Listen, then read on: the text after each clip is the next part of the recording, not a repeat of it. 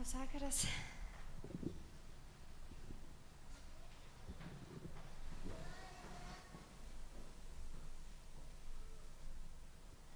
Iš tikrųjų, kaip giedojom šiandien, Dievo buvime yra kaip dangui. Kai mes jaučiam jo buvimą, mes jaučiam jo artumą ir atrodo viskas išnyksta ir tikrai nieko nereikia ir nieko netrūksta ir nieko neskauda. Bet Dievo artumas ir Dievo buvimas turi dar tokį vieną elementą, tokį gilų ir labai sąmoningą supratimą, kad į Dievo artumą negali patekti niekas, kas yra netyra. Niekas, kas yra nepašventinta jo krauju. Bet kokia nuodėmė, kai tu pajauti jo artumą, tu supranti, kad tikrai, kaip Dievo žmonės, kurie matė Dievą, Biblijoje sako, aš miriau Dievą, mačiau Dievą ir nemiriau. Nes tam susidurime su Dievu, tu supranti, kad jeigu kažkas ne to, tas buvimas yra toksai stiprus, kad tu esi gatavas krist po kojom. Ir man labai patinka pamokslaut nuotaikingas, teigiamas tokias žinias, pastiprinimą, padrąsinimą. Aš labai mėgstu, labai gera tą daryti. Bet šiandien bus ne taip. Iš karto įspėsiu. Vienas iš pirmųjų pamokslų, kurį klausiau, būtent kurį pamokslavo svečias atvykstantis Nathan Morris, buvo pamokslas, kuris vadinosi Slapta nuodėmė.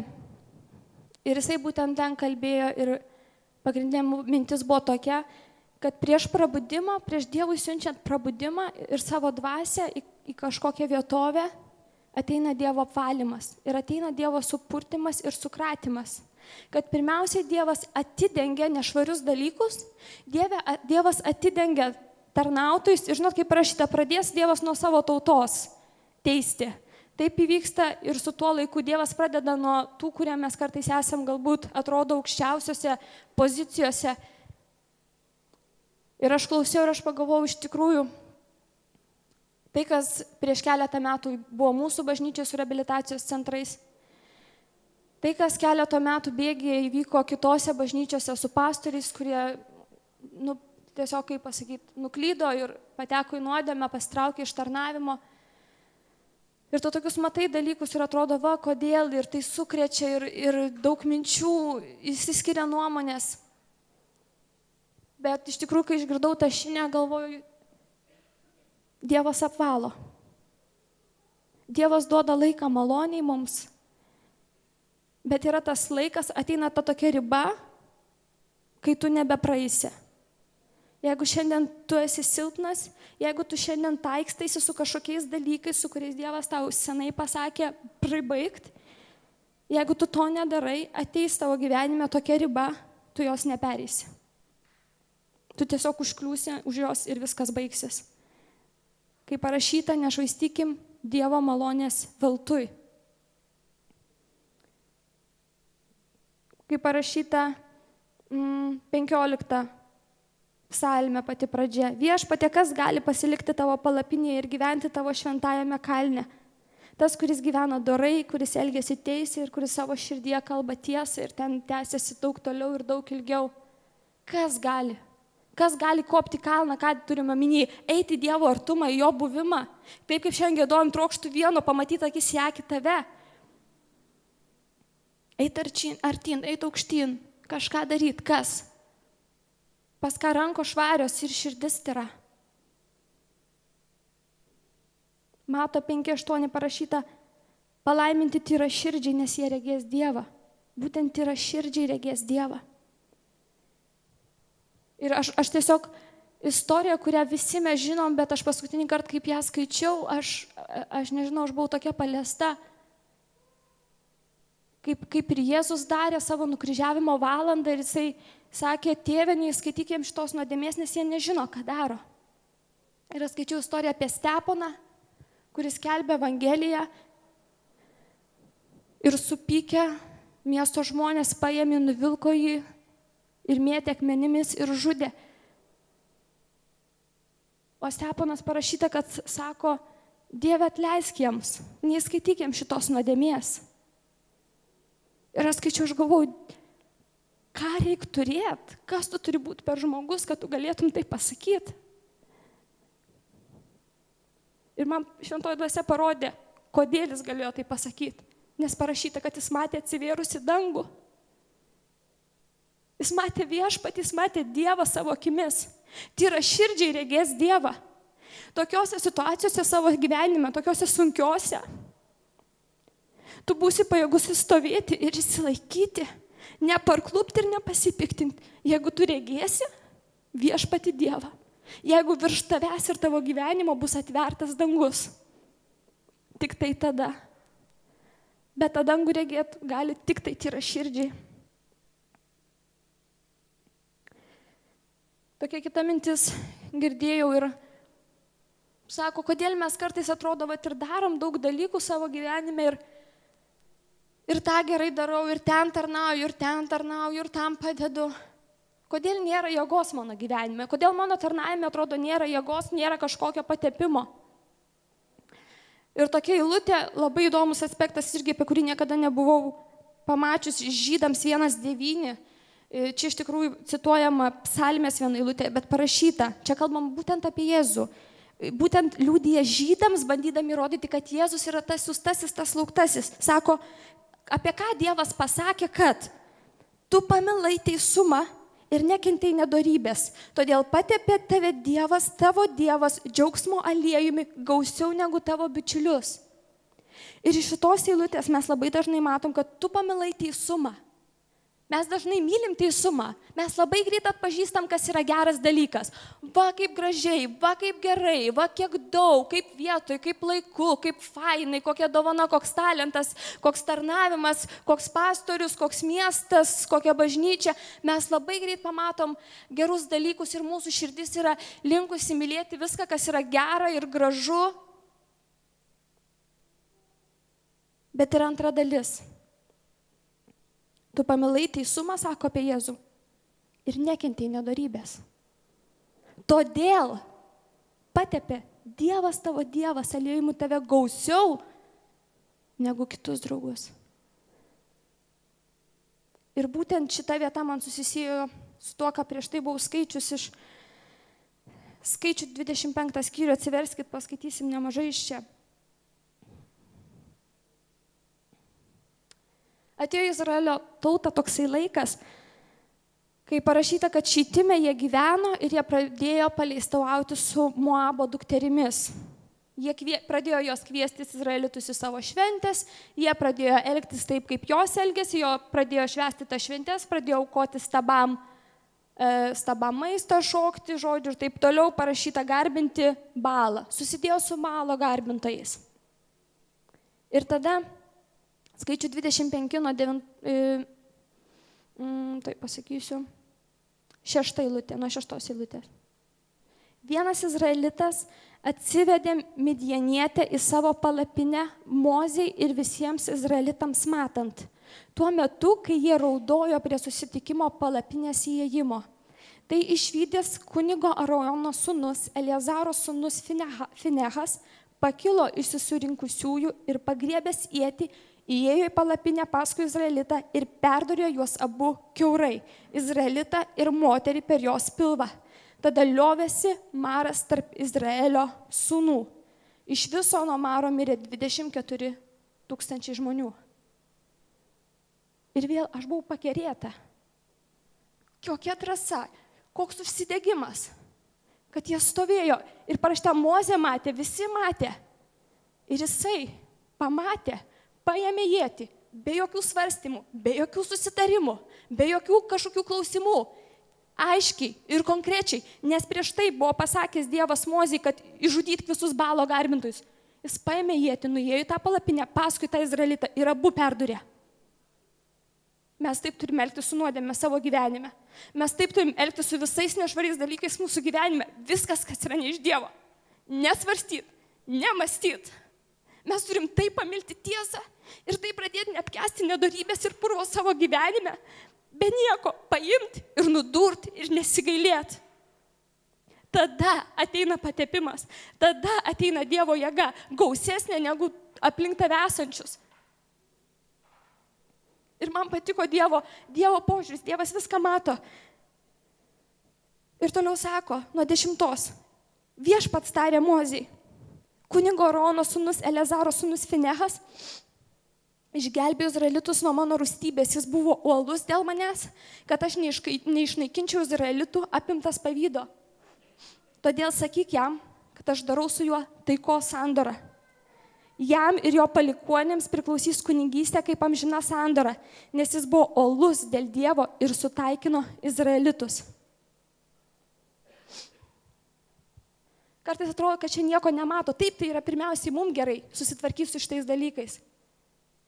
Bet Dievo akise šitas skyrius, tos keletos eilutės, tai paprasta padaryti paprastą išvadą, kad Dievo akise tai buvo taip brangu.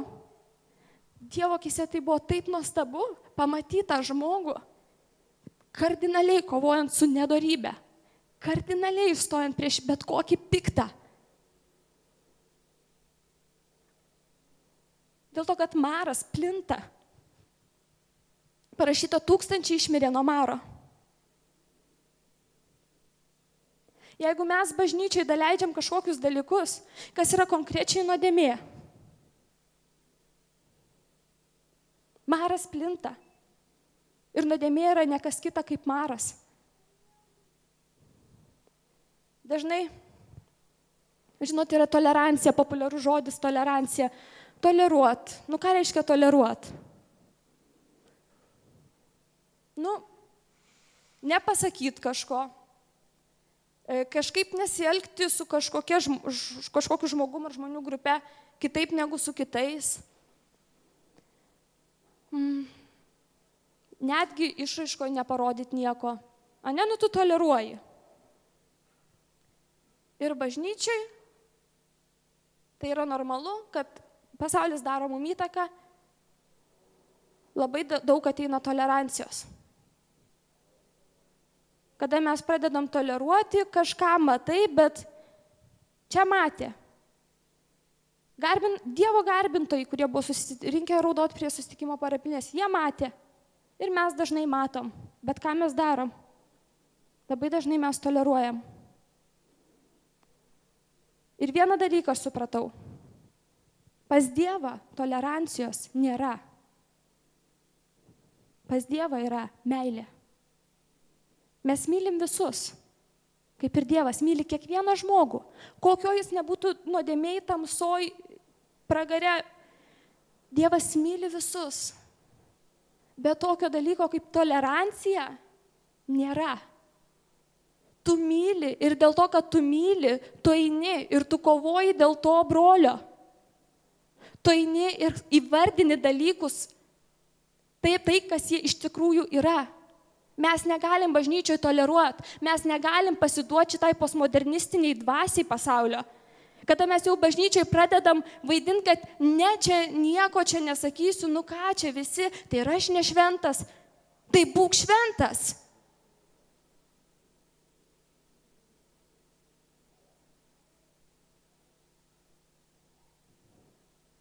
Nes Dievas yra šventas.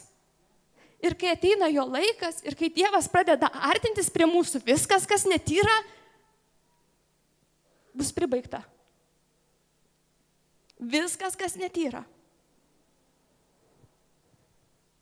Esu kažkada girdėjus, sako, būna žmonės padaro kažkokią nuodėmę, paleistuvystė, vagystė, melagystė, bet kas. Ir kai kalbi su žmogum, sako, nežinau kaip. Kažkaip taip atsitiko. Ir mes kartais negalvom, bet kaip tas žmogus tai padarė? Toks, kažkoks, toks, ir kaip jam čia taip išėjo? Niekas neišeina. Yra sėkla ir yra augalas. Jeigu mūsų gyvenime kažkas atsitinka, jeigu tarnautojai, jie puola, tai jau yra rezultatas. Yra dalykai maži, kuriuos mes įsileidžiam, kuriuos mes pradedam toleruoti.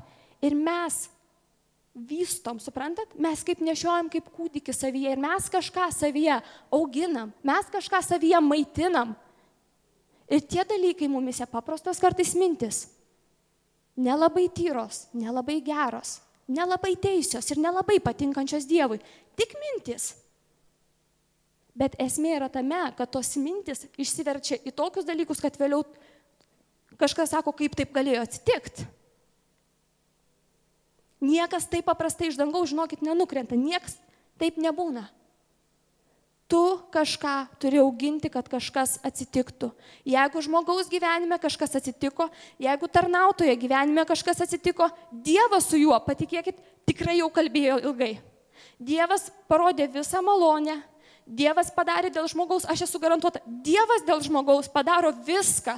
Ir dėl mūsų, kur mes esam nešvarūs ir nedori, Dievas labai konkrečiai rodo, kalba, ir mes puikiai suprantam, mes sąmoningai atstumėm mintis, mes sąmoningai atstumėm šventąją dvasią ir tenkinamės, kaip aš tą Biblijoje dūzgėsiu, mums mielų kalbų, kokios mums yra malonios. Bet aš, kaip ir minėjau, nešvaistykim Dievo malonės veltui. Pakartoto įstatymo 7 skyrių. Šiaip visą noriu skyrių šitą paskaityti, nežinau, gal neskaitysiu viso. Nuo 1 eilutės, pakartoto įstatymo 7.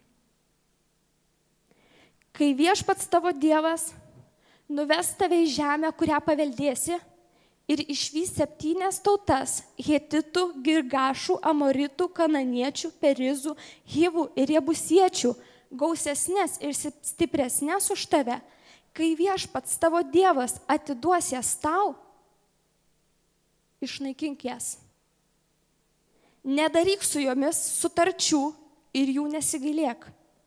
Nesigiminiuok su jomis vedybomis, savo dukters neduok jų sūnui, nei jų dukters neimk savo sūnui, nes jos nukreips tavo sūnų nuo manęs tarnauti svetimiems dievams. Viešpaties rūstybė tada užsidegs prieš jūs ir jis sunaikins tave. Taigi štai ką jiems darykite. Jų aukurus sugriaukite, sudaužykite stabus, iškirskite giraitės ir sudeginkite drožinius. Tu esi viešpačiui, tavo Dievui pašvęsta tauta. Viešpats tavo Dievas tave išsirinko, kad būtum jam ypatinga tauta virš visų tautų esančių žemėje. Viešpats jūs pamilo ir pasirinko ne dėl to, kad buvote gausesnė tauta už kitas tautas, nes jūsų tauta mažesnė už kitas tautas, bet dėl to, kad Viešpats jūs pamilo ir kad ištesėtų jūsų tėvams duotą priesaiką. Jis išvedė jūs galingą ranką iš faraono Egipto karaliaus vergijos. Aiškiai ir konkrečiai. Išvardinta daug tautų, kur Naujajam testamente yra vardijamos nuodėmės, jų yra sąrašas daug ilgesnis. Bet Dievas sako labai aiškiai ir paprastai, išnaikink jas. Išnaikink jas. Nesigiminiuok su jomis. Neleisk savo dukrų, neleisk savo sūnų už jų, nes jie nukreips. Aukurus sugriaukite, sudaužykite stabus, iškirskite giraites ir sudeginkite drožinius. Negailėkit, negailėkit. Ten, kur pas mus šiandien kažkas yra mūsų gyvenimuose, Dievas sako, negailėk.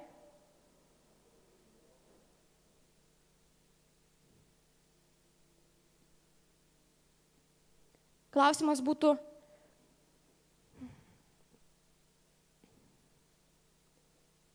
toksai, kur mūsų asmeniniuose gyvenimuose šiandien mes esam sudarę tą sandorą su amalekitais, kur mes turim konkrečią sandorą su nuodėme. Kokia sutartis, kokios vedybos, aš aišku perkeltinę prasme kalbu, kokie dalykai sutartis su moabitais yra mūsų šeimose, kokias nedorybės mes daleidžiam savo šeimose ir jas toleruojam. Kokią draugystę Su amonitais mes turim savo bažnyčiai. Kokius dalykus nepatinkančius Dievui mes daleidžiam savo bažnyčios gyvenime, tarp savo bažnyčios narių. Mes dalyvaujam sandoriui su Dievu per jo kraują, keldami jo taurę ir lauždami tą duoną, minėdami jo kraują, jo prisikelimą. Bet parašyta, daug iš jūsų keliat nevertai, dėl to daug apsnūdusių, ligotų ir suvargusių. Mes įeinam į sandorą, jeigu mes kartu keliam taurę su tais, su kuriais mes konkrečiai žinom. Dievas mums konkrečiai pasakė, sugriauk, sudaužyk, sunaikink ir nudurk. Jeigu mes matom ir toleruojam, maras nestoja. Dalykai nuodėmės plinta, tai yra užkrečiama. Teisumų neužsikrėsi. Teisumą reikia prašyti iš Dievo, iš Jėzaus Kristaus, per tai, ką Jisai padarė. Bet nedorybė, netyrumas, tik prisiliesk. Senajame testamente, gal kunigų knygoje, nepasakysiu, kur vardėmi visi statymai, tvarka, šventyklos ir taip toliau. Vienoje vietoje parašyta, tas, kas prisilies prie kažko nešvaraus, taps netyras. Bet tas, kuris prisilies prie kažko, kas yra šventas, nuo to nepašventės. Viena pamokslininkė sako labai paprastai, sėdėti bažnyčioje neužtenka. Aš galiu sėdėti, sako, garaže metų metais, aš mašina netapsiu.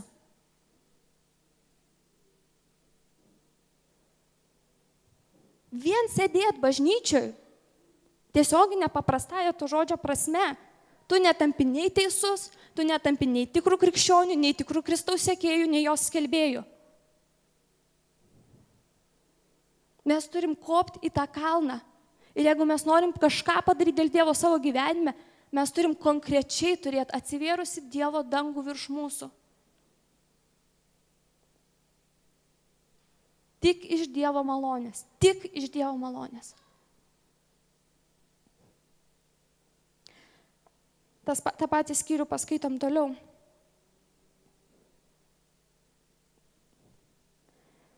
Nuo 11 eilutės, pakartoto įstatymo 7. Laikykis jo įsakymų, įstatymų ir paliepimų, kuriuos tau šiandien įsakau vykdyti. Įsiterpsiu. Dažnai mes sakom, taip, mes įstatymų nebūsim išteisinti. Mes sutinkam visi, taip?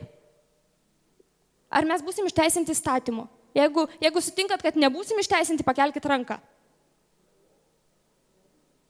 Ne visi pakėlė. Dabar labai tada pasakysiu paprastai. Mūsų išteisinimas yra tik per Jėzų Kristų. Nebandyk išpirkti savęs. Negalvok, kad tu dabar turi padaryti savo gyvenime daugiau gerų darbų, negu tu padarėjai blogų darbų, tada tu būsi Dievui priimtinas. Nes jeigu tu taip mastai, tai tu paniekini Jėzaus Kristaus auką ir tu esi tuščias Dievo akise. Tai čia mes aišku skaitom Senąjį testamentą, kur vykdyk visus, bet šiandien aš skaičiau Naujajam testamente ir pasakyta, jeigu jūsų teisumas nebus didesnis už fariziejų, tai tikrai nieko nesitikėkit.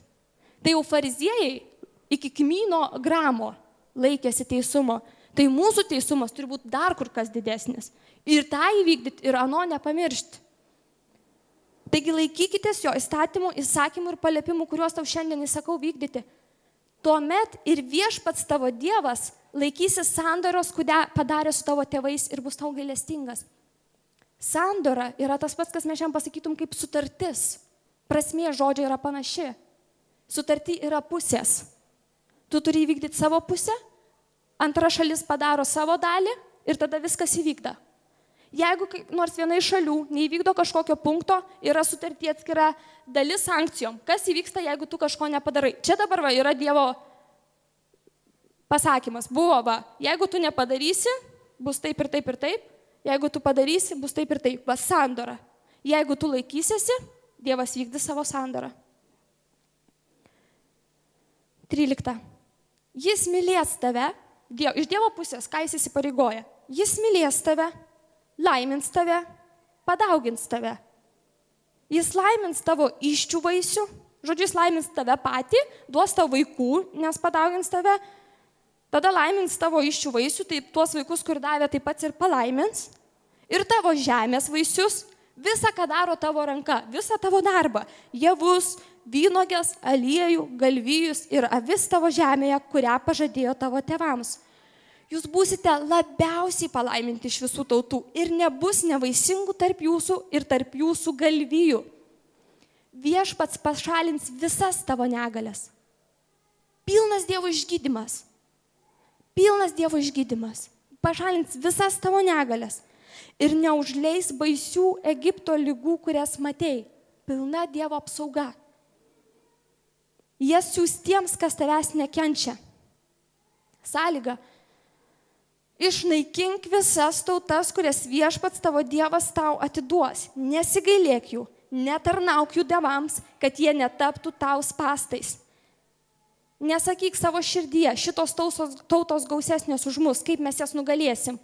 Nebijok jų, bet atsimink, ką viešpats tavo Dievas padarė faraonui ir visiems egiptiečiams, tuos didžius išbandymus, kuriuos tavo akis matė, ženklus, stebuklus ir ištiestą galingą ranką, kurią viešpats tavo Dievas tave išvedė. Taip viešpats tavo Dievas padarys visiems, kurių tu bijai. Kai mes kovojam su nedorybė savo gyvenime, mes tiesiog dedam žingsnį, suprantat? Dievas sako, kaip aš padariau taip, taip ir dabar padarysiu.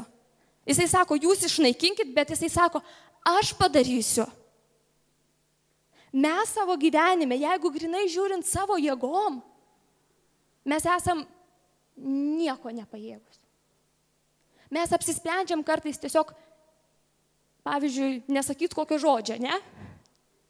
Ir nesugebam vieno žodžio. Mes kartais sakom, aš daugiau nevalgysiu to ir to. Iki kiek nevalgysi? Iki sekančio karto. Paprastų dalykų. Mes silpni. Bet čia yra didžiulė paslaptis, kurios mes niekada neišsiaiškinsim iki galo ir nesuvoksim. Tas, kaip sakiau, išgelbėjimas ne iš darbų. Dievas žiūri konkrečiai širdį, tavo troškimą, tavo širdies tyrumą, tavo širdies nusistatymą. Jokių stabų, jokių giraičių, nieko, kas nepatinka Dievui. Nieko. Ir tada Dievas duoda pergalę. Iš Dievo ateina pergalė. Visose tavo gyvenimo kovose. 22 eilutė sako, jis išvys šitas tautas iš tavo akivaizdos vieną po kitos. Naikink, bet sako, jis išvys iš tavo akivaizdos. Viešpats tavo Dievas atiduos jas tau, naikindamas jas, kol jų nebeliks. Į tavo rankas jis atiduos jų karalius ir tu išnaikinsi jų vardus. Ne vienas tau negalės pasipriešinti, kol juos sunaikinsi. Jų drožinius sudegink, neimk jų sidabro ir aukso, kad nepatektum į spąstus. Tai yra pasibjaurėjimas viešpačiui tavo Dievui. Neįsinešk į savo namus jokio pasibjaurėjimo, kad nebūtum prakeiktas kaip jis. Bjaurėkis juo ir šalinkis nuo jo, nes tai prakeikta. Nieko neįsinešk. Pats neik, neįsinešk į savo namus ir bjaurėkis. Konkrečiai bjaurėkis. Visiškai atsiskirk. Visiškai. Sandora. Mes praeitam skyriui, kur skaitėm, parašyta, ne Finehas.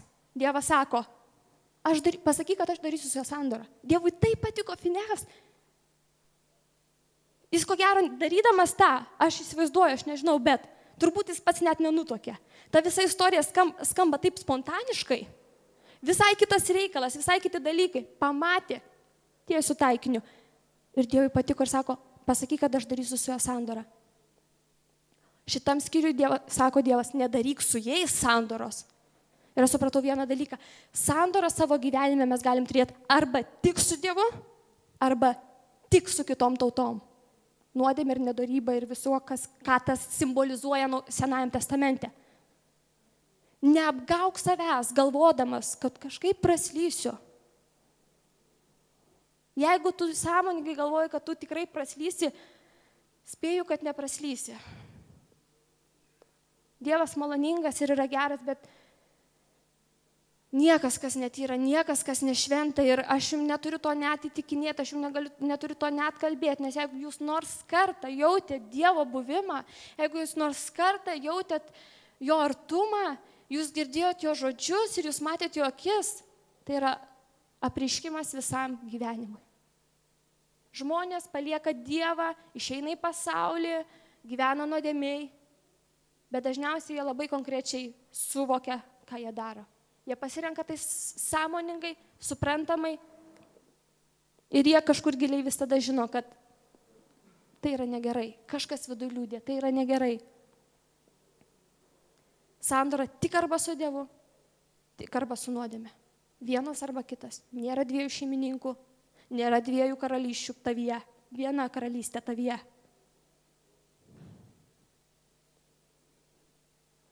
Ir aš galvoju, mes turim Kaune zoologijos sodą. Kiek iš jūsų esat buvę zoologijos sode? Kurie nebuvot, nepasakosiu, kas ten nueikime. Bet kodėl mes einam į zoologijos sodą? Kai pagalvoju, tai ir tigrai, ir liūtai, ir meškos, ir juoda, ir balta. Bet baisiausia turbūt, kas yra zoologijos soda, yra beždžionės. Nes jeigu jas paleistų, turbūt viską išdraskytų. Bet kodėl mes einam į zoologijos sodą? Nes ten yra aptvarai. Kitur nėra aptvarų, bet yra kažkokios apsaugos sistemos. Tu eini ir tu konkrečiai žinai, kad jeigu ne kažkoksai nors nelaimingas atsitiktinumas, tai ko gero viskas turėtų tavo tą ekskursiją praeiti pagal tavo suplanavimą. Tu eini ir tu nieko nebijai. Bet jeigu tu žinotum, kad ten yra vienintelė tvora, vienintelė tik aplinkui. Bet ten tokie gyvūnai įdomus, tokie gražus. Bet aptvarų nėra. Ar tu eitum į zoologijos sodą Kaune? Ar tu vestumėsi savo vaikus į tą zoologijos sodą? Gal čia atsiras koks nors vienas entuziastas, bet daugumą pasakysit ne. Ir kai mes nesilaikom Dievo sąlygų, kai mes neišpildom šitos sutarties dalies, kuri yra konkrečiai mums numatyta, tai yra tas pats, kas tu gyveni šitam pasauly, kaip zoologijos sode. Ir tie aptvarai visi nusileidžia. Ir Dievo išgydymas, Dievo apsauga, Dievo palaiminimas. Tada jau tampa visiškai Dievo reikalas. Jau jeigu jis pasigailės, bet tu pats neišpildai sąlygų. Tu pats kažko nepadarei. Ir tada tu gyveni žiauriam pasaulį, iš tikrųjų žiauriam pasaulį. Ir šiandien vakare aš nenoriu dabar jūsų kažkaip taip išdaužyti vienu žodžiu ir dabar, kad mes visi esam kažkokie jau viskas, jau nieko neįmanoma padaryti, dėl to, kad aš puikiai žinau, kad jeigu nors vienas iš čia būtų žmogus be nuodėmės ir ta prasme jau ten kaip angelas, jeigu tinka toks išsireiškimas, tai turbūt jau mes būtumėm parašyta vaikščiojo Petriukas ir jo neliko, jis išėjo pas Dievą. Bet kol kas pagal narių sąrašą visi,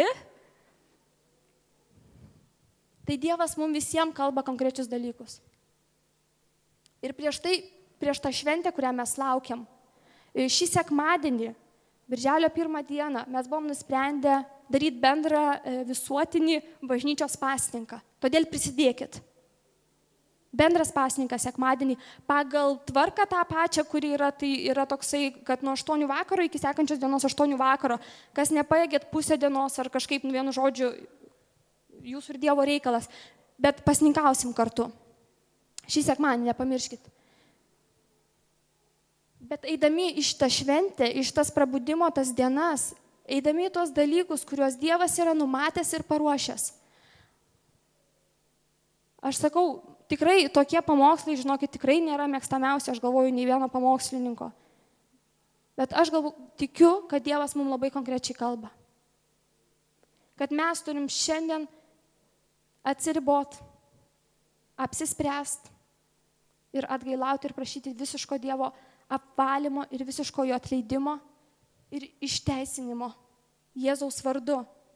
Kad mes į tą šventę įeitumėm su džiaugsminga širdimi, kad mes įeitumėm su tvirtu įsitikinimu, kad viskas yra taip ir amen, Dievo pažadai yra taip ir amen mano gyvenime. Kad mes būtumėm tie, kurie esam pajėgus girdėti Dievo balsą, ką Dievas nori daryti. Kad mes esam pajėgus suprasti ir atskirti dalykus mūsų gyvenime, kas yra kas.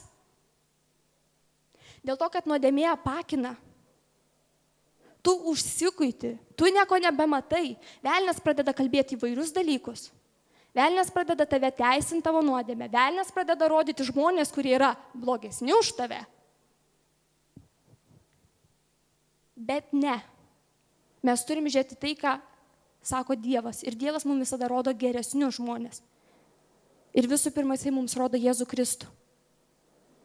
Ta, kuris pamilo teisumą ir neapkentė nedorybės. Ir patepė jį Dievas aliejumi gausiau negu kitus.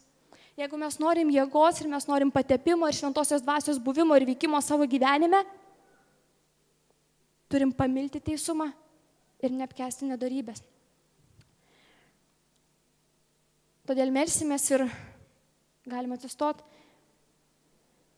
Aišku, aš vesiu maldą, bet tą, ką jums Dievas šiandien parodė, tą, ką jums Dievas šiandien prakalbėjo, nelaukit kitos dienos. Žinot, yra toksai dalykas, nuodėmė padaro tokį dalyką, mes norim slėptis, mes norim kaip Adomas su Ieva į krūmus bėgti, tipo Dievas nemato. Nuodėmė atskiria mus nuo Dievo ir man, kai aš padarau nuodėmę, aš jums konkrečiai sakau, man nėra jokio troškimo atsiversti Bibliją ir skaityti, melstis, bendrauti ir kalbėti su Dievu. Nuodėmė atskiria mus nuo Dievo ir atsiranda toksai gėdos tas jausmas, tas nuogumo jausmas, ką pajautė Adomas su Ieva, tą nuogumą. Ir mes slepiamės kažkur, pabėgti norim. Ir net bažnyčioje. Ir net jeigu šiandien Dievas jums kažką parodė ir prakalbėjo, gali būti toks jausmas, kad, aš vis tiek nesakysiu, suprantat, aš nežinau, ką jūs, ar gal čia man vienai tai būna, bet šiaip netikiu. Dažniausiai, kai mes kažką padarom blogo, mes norim irgi sutoleruoti. Kažkur giliau tą sąžinės balsą, šventosios dvasios balsą, kažkaip, kad neišpažint. Bet šį vakarą viską, ką Dievas jums parodė, aš jūs kviečiu su drąsiu pasitikėjimu. Jėzaus vardu, kaip šiandien giedojom, Jėzaus vardu, gyvas aš Jėzaus vardu. Eikit Jėzaus vardu prie jo sosto, artinkitės prie jo sosto, kopkit jo šventą kalną ir prašykit, kad Dievas ištyrintų, įskaistintų jūsų širdis. Tada Dievas atvers dangų ir visus palaiminimus virš jūsų galvos. Prašykit, kad jis apvalytų jūsų rankas, kur iš tikrųjų yra susitepimas. Ir Dievas padarys sandorą su jumis. Dievas atnaujins visus pažadus, viską, ką jis yra pasakęs jūsų gyvenime. Jis netidėlioja, jis viską padaro laiku. Mes kartais savo sąlygų neišpildom. Bet ačiū Dievui, kad nepaisant visko, mes bet kada galime ateiti pas jį. Haleliuja, rašylė, rakėlė, ramana, rakyja. Haleliuja, rašėlė, rakėlė, rabraja. Haleliuja, rašylė, rakylė, rakėlė, rakėja. Mes šlovinam tave, Viešpatie Dieve. Halelėja, rašylė, rakėja, mes šlovinam tave, Dieve.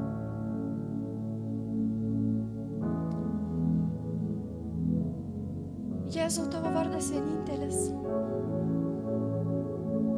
Jėzau, tavo vardas vienintelis. Ir nėra jokio kito vardo duoto šioje žemėje par tavęs. Tavo vardas teikia pergalę, išgydymą ir atstatymą. Šaukis Jėzaus vardo. Šaukis Jėzaus kraujo. Dėkok už auką. Ir jis neatstums tavęs. Jis bėgs pas tave iš tolo ir jisai pasiruošęs tave apkabinti ir apvalyti ir užmauti žiedą ant tavo piršto.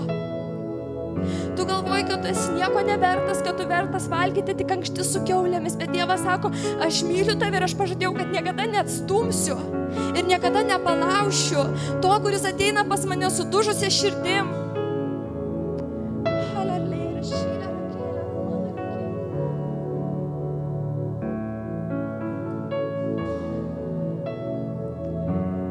Jėzaus Kristaus vardu, Tėve, mes ateinam pas tave dabar, kiekvienas asmeniškai, Viešpatie. Mes ateinam su savo šeima, Mes ateinam su visa savo bažnyčia, Dieve. Visa, kas tavo akise yra negražu. Dieve, visa, kas tavo akise yra bjauru ir nemiela. Visa, kas tau nepatiko, Dieve, kas tave skaudino. Mes įsižadam dabar to, Dieve, Jėzaus Kristaus vardu. Mes išpažįstam visą savo nuodėmes. Mes išpažįstam, Dieve, visus dalykus, kuriuos mes toleravom. Dalykus, su kuriais sudarėm sandorą, Dieve, su kuriais susitokėm, su kuriais ėjom į vieną šventės, garbinom tuos pačius stabus. Mes išsižadam Jėzaus Kristaus vardu bet kokio burtininkavimo, Dieve, kaip tauta bet kokių horoskopų. Mes išsižadam Viešpatie visų vagysčių, Dieve. Mes išsižadam, Dieve, bet kokio netyrumo. Visa, kas mūsų tautoje yra priimta kaip kultūra ir kaip normalu, dabar mes stovim prieš Tave, Dieve. Bet kokia patyčia yra bjauru Tavo akise. Bet kokia apkalba yra bjauru Tavo akise. Bet koksai melas yra bjauru Tavo akise. Haleliuja, Dieve, apreišk mum Viešpatie. Apreišk mum Viešpatie, Dieve, tai, kas Tau nepatinka. Mes atnešam prie Tavo kojų, Jėzau. Mes atnešam prie Tavo kojų, Jėzau. Kaip ta paleistuvė, Dieve, atėjusi, sudaužė tą brangų tepalą prie Tavo kojų ir plovė Tavo kojas savo plaukais, Viešpatie, Dieve, mes ateinam. Kaip lygiai taip pat nusidėję ir nešvarus, Dieve, tiek daug dalykų blogų pridarė Tavo akise. Ir mes išliejam, Dieve, nebrangų tepalą, savo širdį, Dieve. Mes sudaužom ir atidarom visą savo širdį, Viešpatie, ir visą, kas joje yra. Mes nenorim užsilaikyti nieko savo, Dieve. Mes nenorim patys kovoti kovos, kurią Tu jau nugalėjai. Haleliuja, rašyja, Dieve, dėkojam. Jėzau, mes šlovinam Tave, Dieve. Šventoji dvasia te pasilieka Tavo buvimas. Šventoji dvasia, kalbėk mums toliau šitą temą. Atverk mums dalykus per ateinančias, sekančias dienas, Dieve. Kiekvienam iš mūsų meldžiu, Viešpatie, Dieve, kalbėk. Kalbėk ir rodyk ir daryk dalykus, kad mes suprastumėm, Dieve, tai, ką Tu matai. Mes norim panašėti į Tave, Dieve. Mes nenorim būti tokie, kokie buvom, Dieve. Bet Tavęs mūsų gyvenimas yra tuščias. Ir kartais velnias mus apgauna su auksiniais ir sidabriniais blizgučiais, sakydamas, kad tai yra nuostabu. Ateik, ateik, neišmesk, nesunaikink. Dieve, Tu neši tikrą gyvenimą. Tu esi tikrasis gyvenimas. Ir Dieve, ne tų blizgučių mes norim, Viešpatie, ne sandoros su tais blizgučiais, Dieve, savo gyvenime, bet tik tai Tavęs, Jėzau. Kad mes pašlovintumėm Tave, Jėzau, savo gyvenime. Dieve, kad mes išpildytumėm Tavo valią. Kaip žmonės, Dieve, kaip bažnyčia, kad mes išpildytumėm Tavo valią. Šitą mieste, Dieve, šitoj šaly ir iki pasaulio pakraščių, Dieve. Visa, ką Tu numatęs, visa, ką Tu priruošęs, visa, ką Tu pažadėjęs, Dieve. Mes ateinam pas Tave ir prašom, Dieve. Tu nugalėk tas tautas, Tu nugalėk nuodėmes ir nedorybės mūsų gyvenime. Pašalink, Viešpatie, Dieve. Mes esam bejėgiai be Tavęs, Dieve.